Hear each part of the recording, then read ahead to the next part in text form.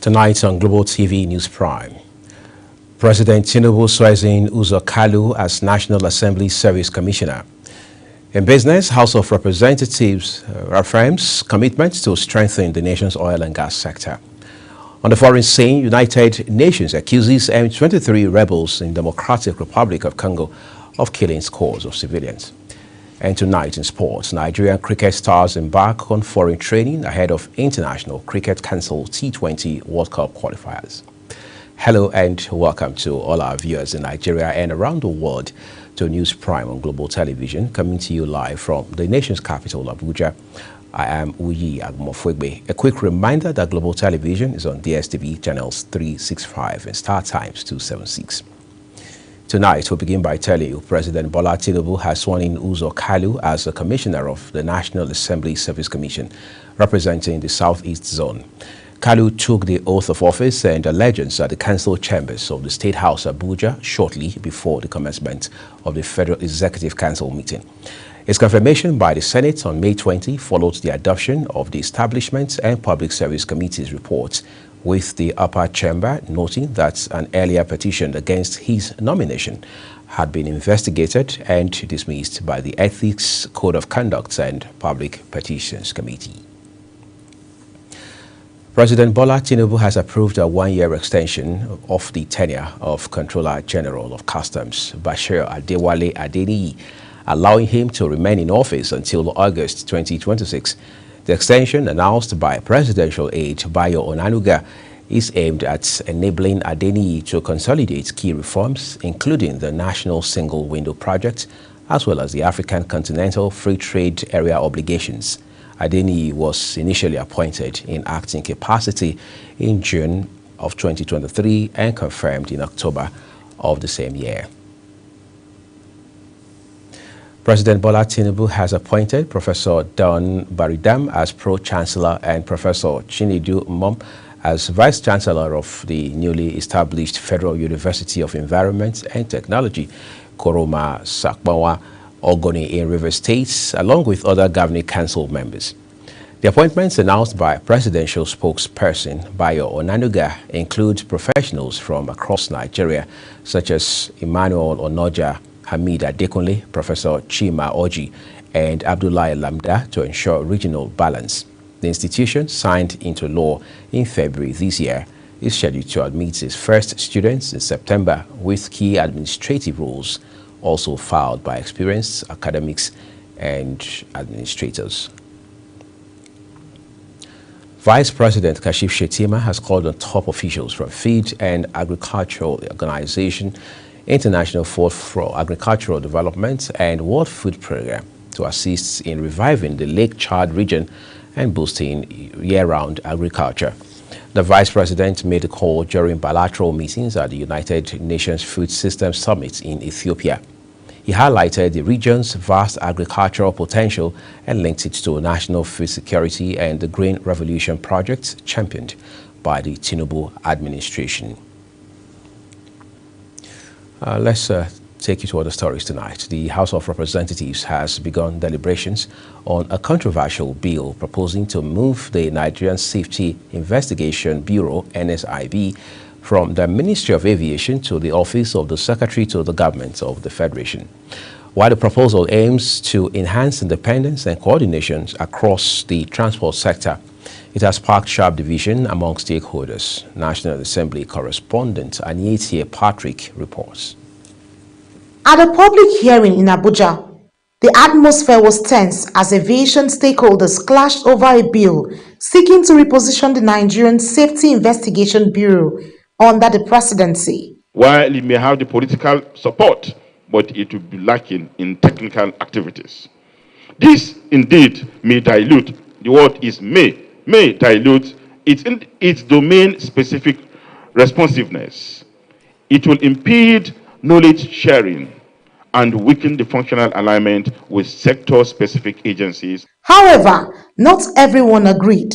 Representatives from the Office of the Secretary to the Government of the Federation and the Ministry of Special Duties backed the move, saying it will strengthen institutional independence and ensure broader oversight. The Office of the Secretary to the Government of the Federation is a neutral, coordinating body, not involved in sector-specific operations.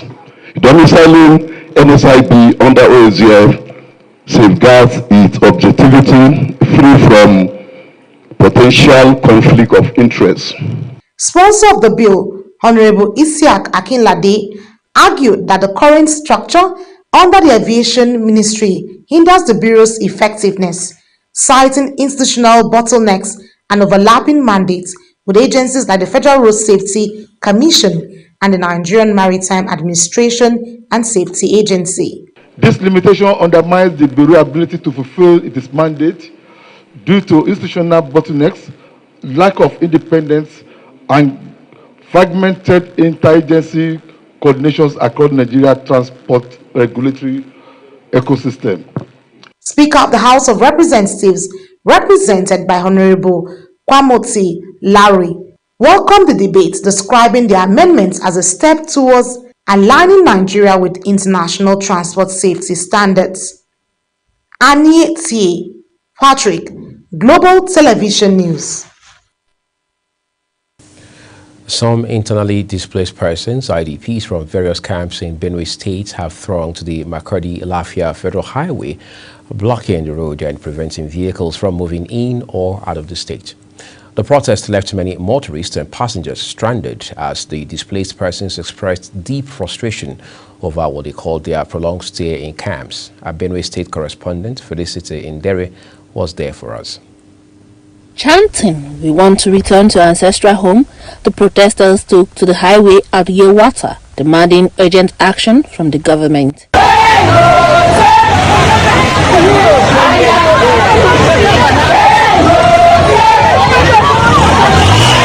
In response, the Benue State government has set an operational team to assess the immediate needs of IDP communities and provide targeted intervention. Governor Hyacinth Alia announced the formation of the team on Wednesday at the government house following the protests that blocked the Makurdi-Abuja highway. My attention was called to the unfortunate protests by some members of the IDPs at the mega camp over their welfare.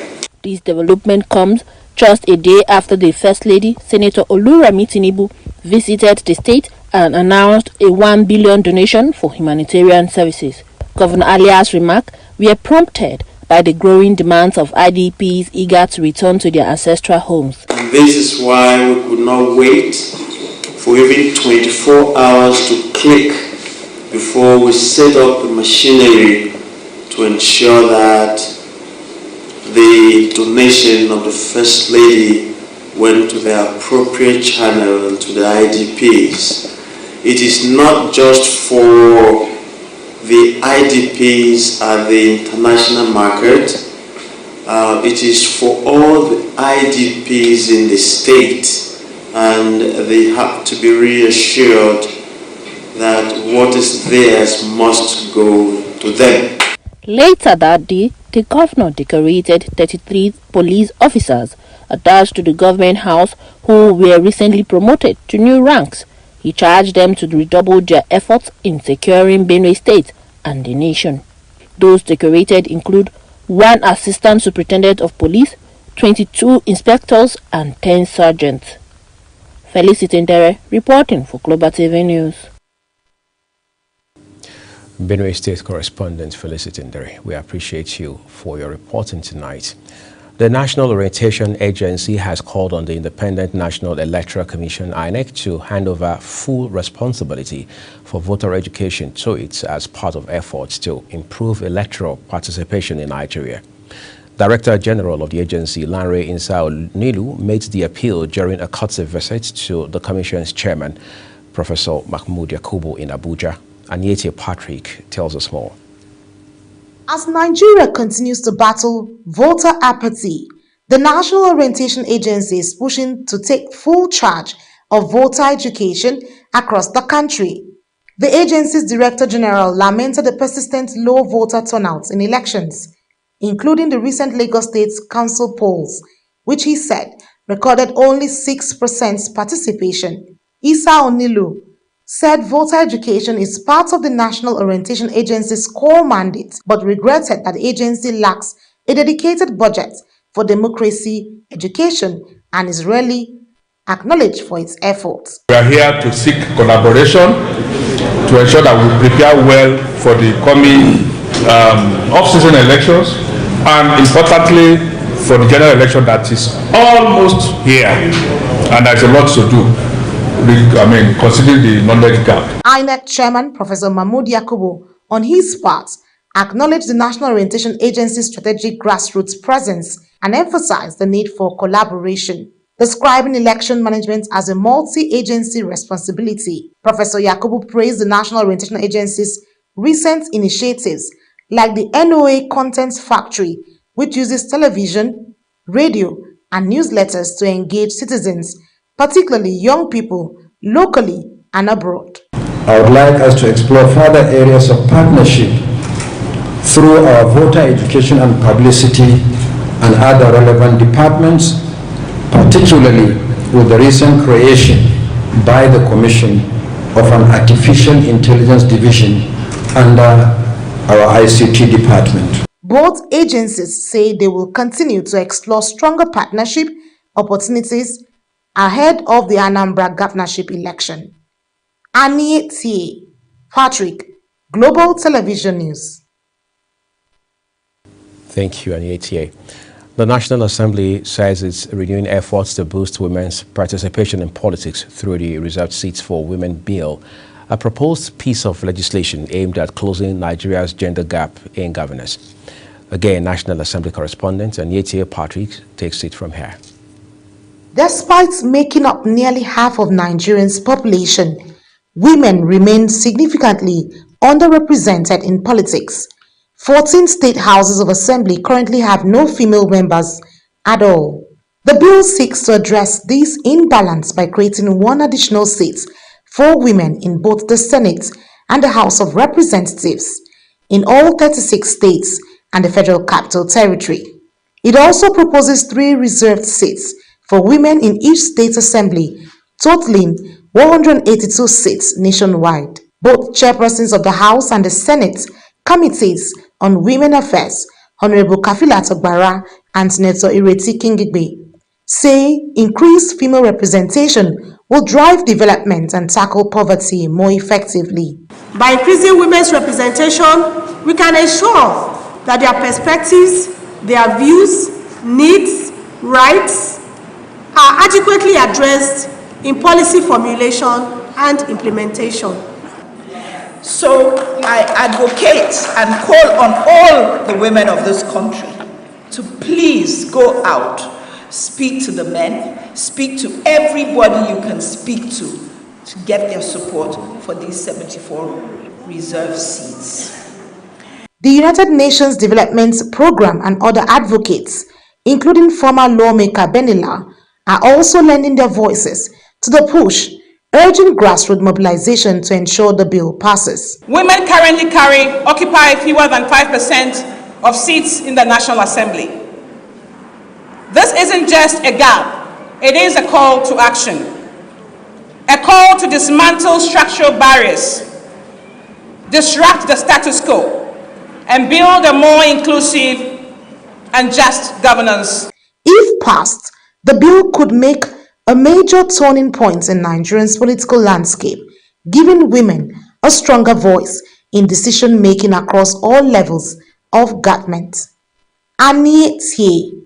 Patrick, Global Television News.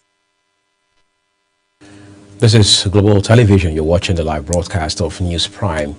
When the rest of the news returns shortly, United Nations accuses M23 rebels in Democratic Republic of Congo of killing scores of civilians. Details coming, plus business and sports stories on the other side of this break. Please do stay with us.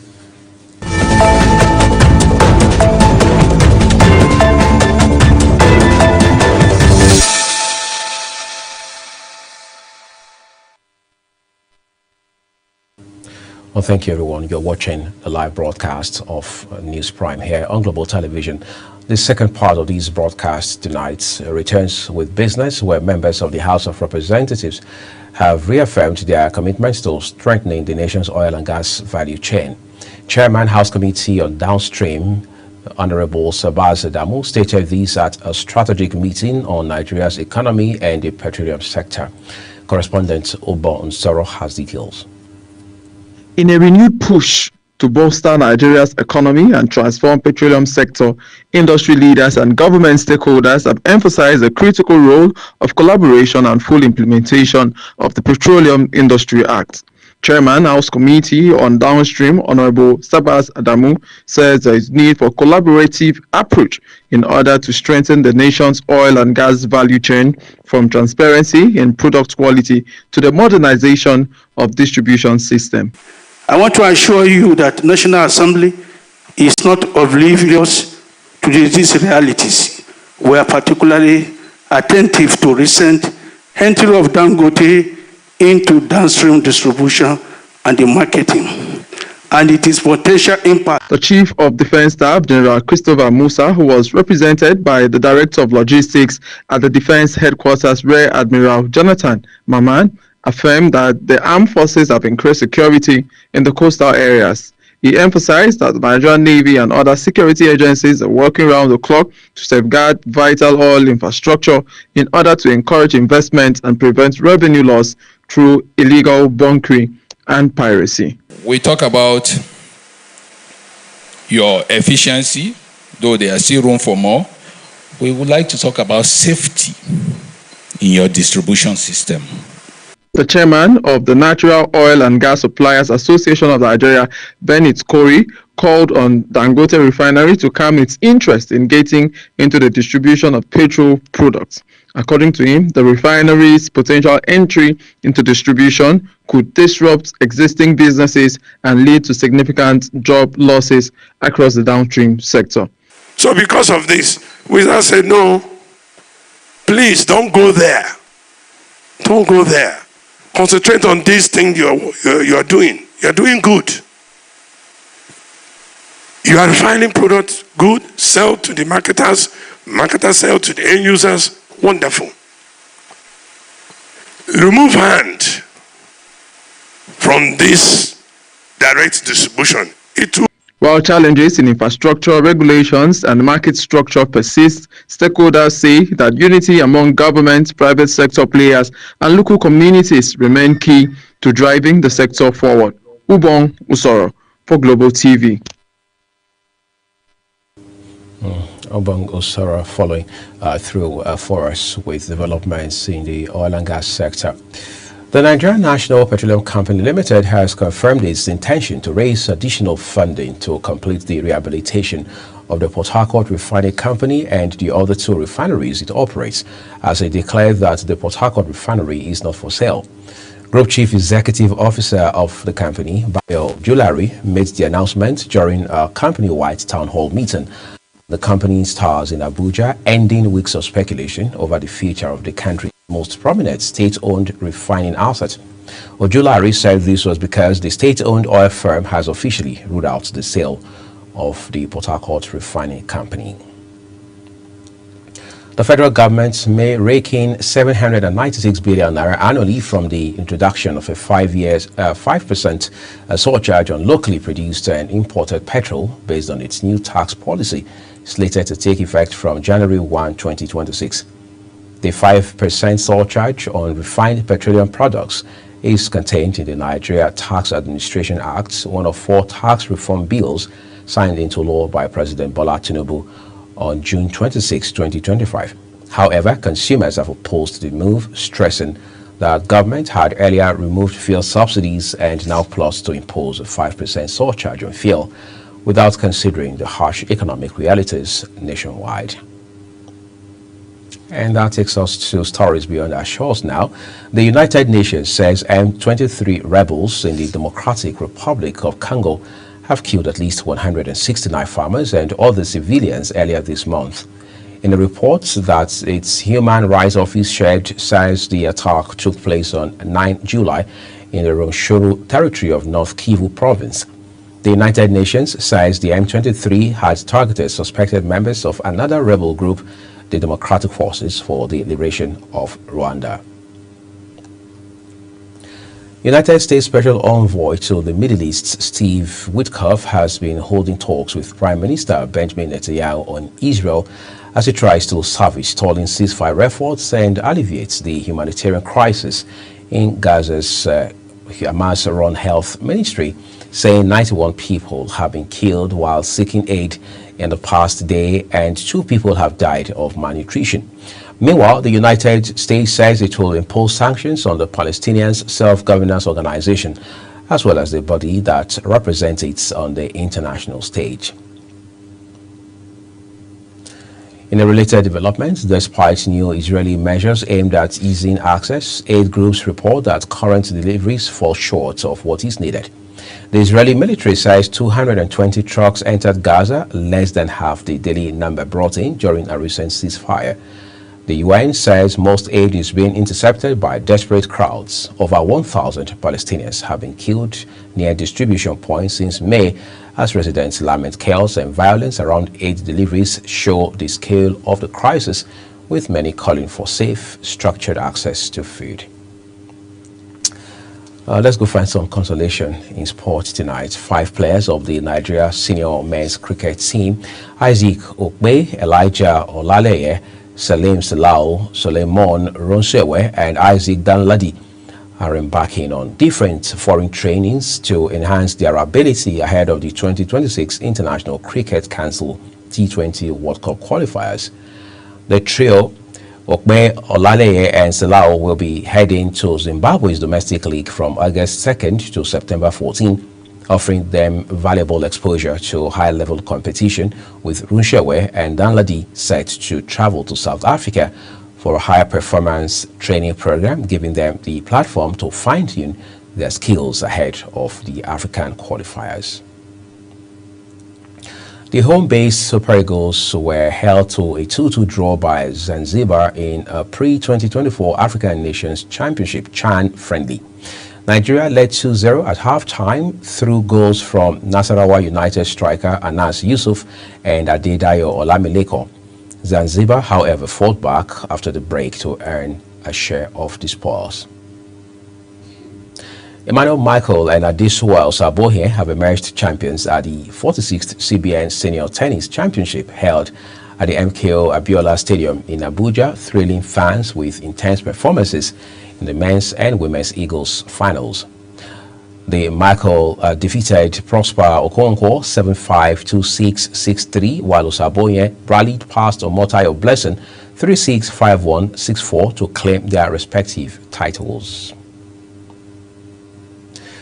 Tonight, we end Global TV News Prime with a look at some of our big stories. President Bola Tinubu has sworn in Uzo Kalu as a commissioner of the National Assembly Service Commission representing the Southeast Zone. In business, members of the House of Representatives have reaffirmed their commitment to strengthening the nation's oil and gas value chain. On the foreign scene, the United Nations says M23 rebels in the Democratic Republic of Congo have killed at least 169 farmers and other civilians earlier this month. And finally, in sports, 5 players of the Nigeria senior men's cricket team, Isaac Okpe, Elijah Olaleye, Salim Salao, Suleiman Rushewe, and Isaac Danladi, are embarking on different foreign trainings to enhance their ability ahead of the 2026 International Cricket Council T20 World Cup qualifiers. And that's all I have for you tonight on News Prime. We would love to, as always, remind you that Global Television is on DSTV channels 365 and Star Times 276. We encourage you to follow us across all of our social media platforms using at Global TV NG, as well as other handles as you now find on your screen. On behalf of my colleagues who have made tonight's news broadcast possible, I am Wiye Agmofwebe saying we appreciate your time with us and good night.